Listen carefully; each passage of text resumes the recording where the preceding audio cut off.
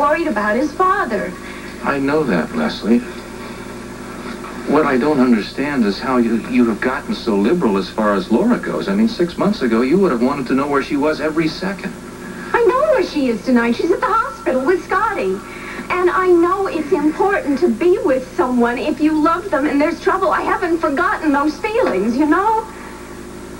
Are you implying that I have? No, I wasn't implying any... Oh, Rick, please, please, let's don't argue, please. I am not arguing, honestly. It's just that Monica accused me of the same thing today. Accused you of what? Of running my life with my mind and not having a balance with my feelings. How did the two of you happen to get on the subject of your feelings? Well, I don't know. I said something about sometimes life is very difficult, I don't know, it's helpless at times when you're trying to control things, that's all. Oh, I see. Well, it must have been a deeply personal conversation. No, it was not a deeply personal conversation. Monica brought the subject up and it made me stop and think. Monica. Do you realize how often you bring her name into every conversation we have lately? Or how many times recently you have held her up to me as a shining example of happy and well-adjusted womanhood? Leslie, I do not do that. Think about it then, because you do, constantly. That is not true. I think the problem is you are so hypersensitive that if I were to mention her name once, in a year you'd still bristle. Okay, if I am that sensitive, did it ever occur to you that maybe that could be a result of the problems that we've been having? This was funny. I had the same conversation with Peter today. What did you say to Peter today? That suddenly every other woman is a threat to me, and that is a rotten way to live, Rick. Of course. And Peter understood, and Peter was sympathetic, at least if you were not. And Peter still thinks that we should see a marriage counselor. Look, I know exactly how Peter feels on that subject, all right? Well, since you obviously are not interested in taking his advice, maybe you ought to talk it over with Monica. Maybe if you got her approval, you'd be more inclined to do it. Oh, you don't want to stop, do you? I tell you you're wrong, and you keep going on and on and on. I tell you, you are on the wrong track. You won't stop. You want to continue by yourself, because I've had it. Where are you going? I'm going to the hospital. I'm going to relieve Monica.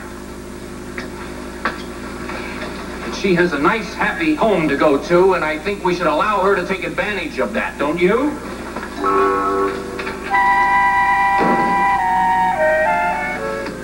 Complaining? I am just very surprised to see you back here. Well, be grateful. Go home. I mean, you relieved me early this morning. I am now relieving you this evening, and I think it's called fair exchange. And you don't have to stay here either. Why not? Because Mrs. Flynn is just fine. And she's going to be resting comfortably in her very own room shortly. Oh, well, that's good. I think I'll stay around for a while, though. I'm anxious to find out what's going on the 5th floor. They're supposed to have some word from Atlanta. I'd like to hear the report. Yeah, so would I. Would you do me a favor? Call me the minute you hear anything? Of course I will. Would you tell Edward I'm sorry I still don't have that report yet? Maybe I can get at it tonight. I don't mean to rush you. I just know how impatient and anxious Edward is to be off. Yeah, I know. I wish I could tell you more. All I know so far is that there is an indication for irregularity, especially under stress. Look, I'm not going to say anything to him until you know for sure. I mean, I don't want to worry him in advance. Yeah, well, I'll try to get on it tonight right away. Okay. Look, don't you stay too late now. Oh. Bye. Good night. Monica. Yeah? Nothing. Give my best to Alan. Be happy. Both of you.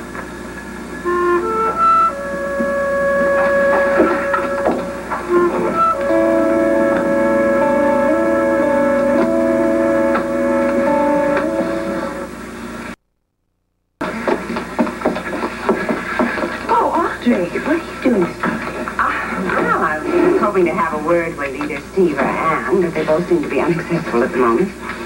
You going home, eh? Yes, thank heavens. Rick came to relieve me. I'm going to go home. I'm going to have a hot bath. I'm going to have a catered meal. And if you take my advice, you'll both do the same. Oh, I would love to do that. So would I. Attention, everyone. This is Dr. Hardy, Chief of Staff of General Hospital. By order from the United States Department of Health, this hospital is under immediate and strict quarantine until further notice. Everyone within the hospital at the present time will have to remain until this quarantine can be safely lifted. Additional guards will be posted indoors to notify anyone trying to enter that the hospital is under official quarantine. Signs will be posted immediately, and bulletins will be issued as soon as possible, explaining the reasons for this emergency action. I ask the complete cooperation of the staff and patients as well in helping to carry out these emergency measures. Repeating my announcement, this is Dr. Steve Hardy, Chief of Staff of General Hospital. My order from the United States Department of Health, this hospital is under immediate and strict quarantine until further notice. Everyone within the hospital at the present time will have to remain until this quarantine can be safely lifted. Additional guards will be posted at doors. Why, all of a sudden, 30 new cases, all from the Elm Street district crop up, when none have been reported in any other district in the last 2 days. You know, it's so strange. Yeah, but at least it's the beginning of some kind of pattern with the infection. Dr. Lombard, I was just telling Monica and Audrey that I felt that since all of the latest cases are primarily concentrated in one specific area, that's actually the first hint of any kind of pattern in the infection. Am I right? You certainly are. What that means that our carrier is, well, whoever he is, was in the Elm Street section about a week ago. All he had to do was infect just one other person, give them the ability to infect all the others. It still doesn't help the authorities in finding him, though. I mean, right now he could be someplace else spreading the virus.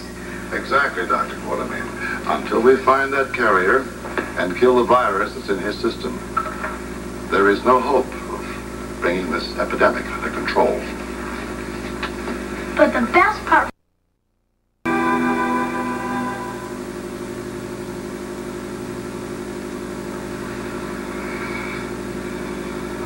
Normal, I'm very happy to report.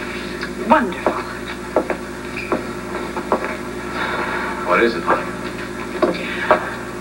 3 people died this afternoon. I mean, that's since I have been here. I was with one woman who's not much older than I am when she went into shock. I tried everything I could think of to save her, Rick. Everything, and I couldn't. I have never felt so helpless. You've lost patients before. I mean, it's never easy. No, this is different. I mean, it's just different somehow. It's lousy disease. It moves from stage to stage. It weakens the system so the patient just can't fight back. We can't save them. Only weapon we have is plasma, and we don't have much of that anymore. All we can do is keep trying until it gets here. I'm going back out there. Hey, wait a minute, Rick. No, you're not. Not until, taking your temperature. You know what Steve said about the staff having, their temperature taken 3 times a day, Yes. okay?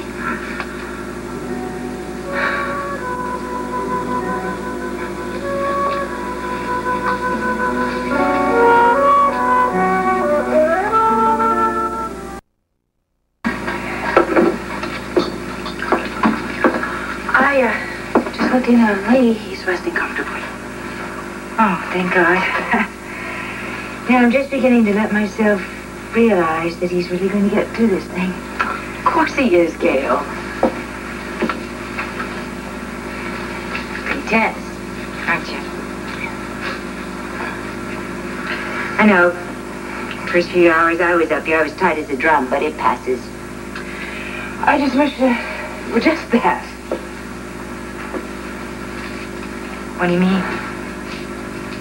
Something I talked to you about once, and then I told you to forget it. Rick? Oh, I just wish I could just be with Alan, just for a few minutes, just to feel his arms around me and to hear his voice reassuring me. Reassuring you about what? That this world isn't going to stay upside down like this forever, that what we're doing here isn't real. I mean, what is real is Alan's love for me and our life together. Monica, do you doubt that?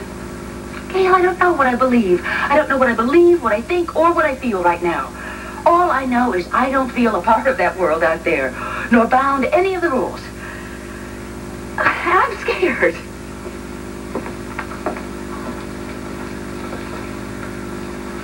Why don't you just lie down here and rest a while, I know it's very strange up here, but after a few days, you'll get used to the routine. I promise you that. It's not going to do anything for my feelings, Gail.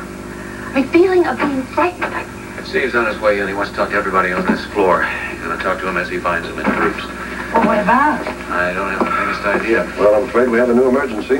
What is it, Steve? We have over 200 patients now in the second and third stages, and our blood supply, or plasma, is completely run out. Steve, what about the new supply? I thought that was on the way already. No, it's been delayed en route. It might take another 36 hours before it gets here. I'd better call a full staff meeting right away.